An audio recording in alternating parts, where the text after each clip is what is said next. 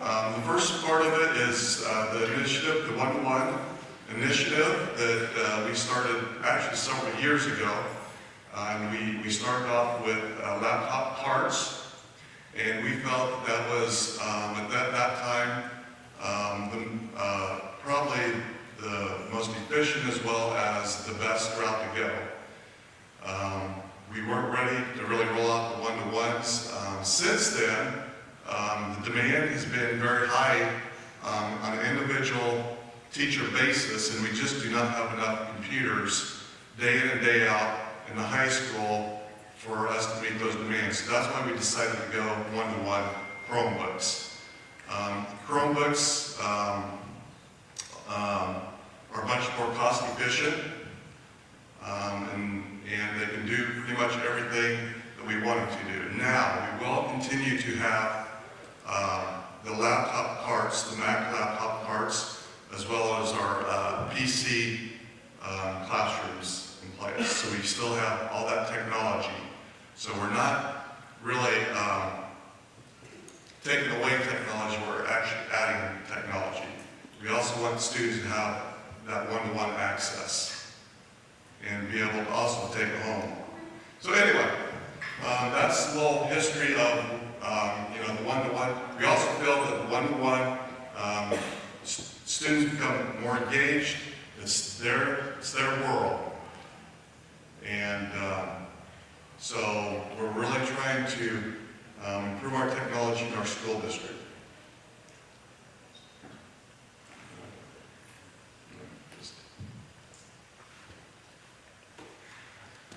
Great technology. Anyway, so there's been the purposes of the Chromebooks.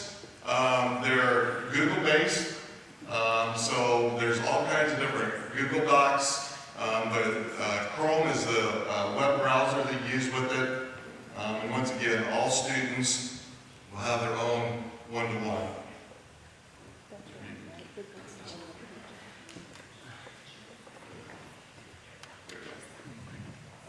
Okay, so next week, on Monday, we're going to start handing out the notebooks. They're going to start with the juniors and seniors on Monday, sophomores and freshmen on Tuesday.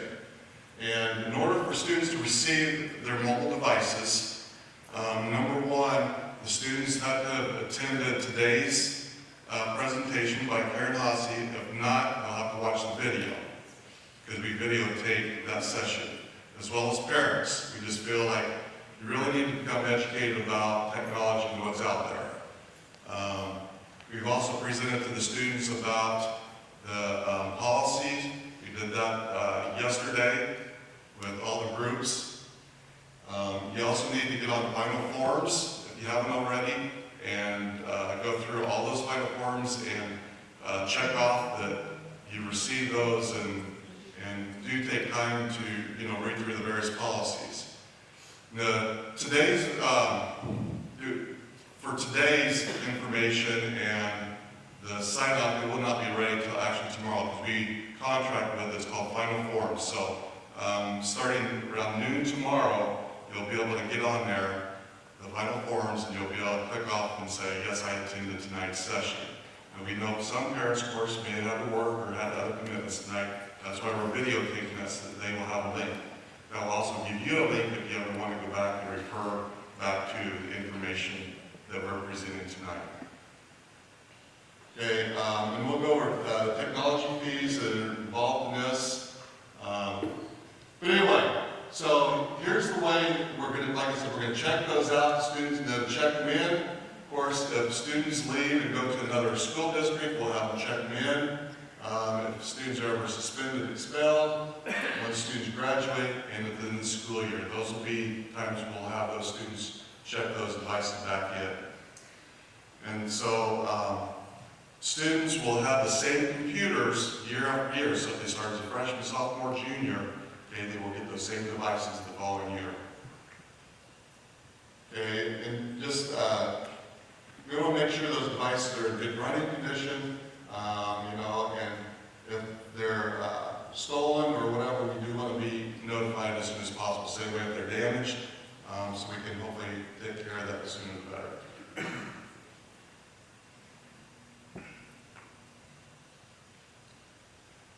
Okay, once again, students, we'll be able to take those devices home.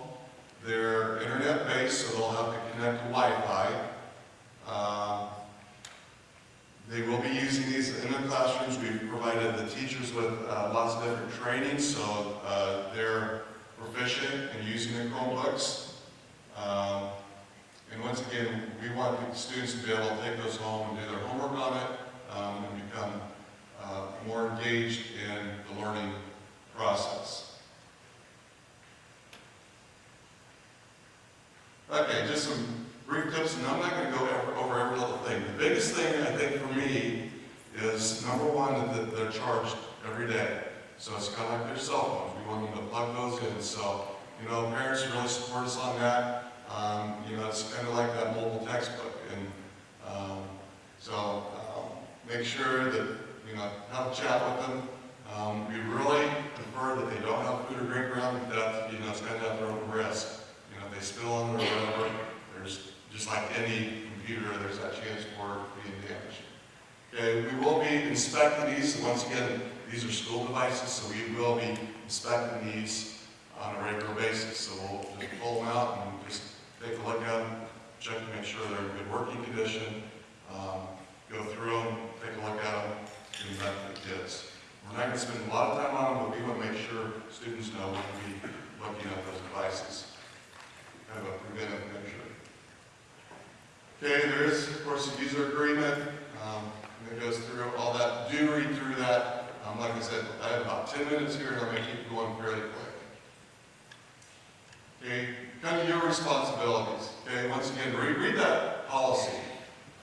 We've spent quite a bit of time, and it's not just something we've dreamt up. It's actually, we looked at other schools, see what they were doing, and tried to make it kind of fit what we're doing, but yet provide kind of a structure in place for using those one-to-one.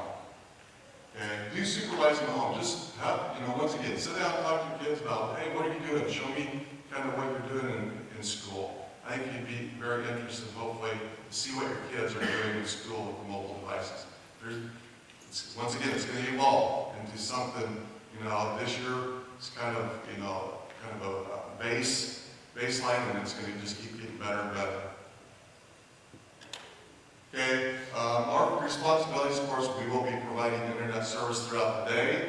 We will provide email. They have Gmail accounts. Every student will have a Gmail account. Once a week, again, it's a great way for us to also converse with students. I get emails from students on certain things. We can email back and forth. I think the biggest thing is we want to prepare these kids to use technology appropriately when they leave our school. So it's a learning process.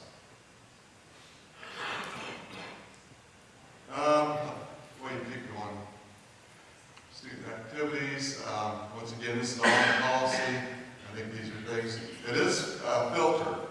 Not only here at school, but it also will be filtered at your house or your home. So even if the kids leave our school with that device, it's still being filtered.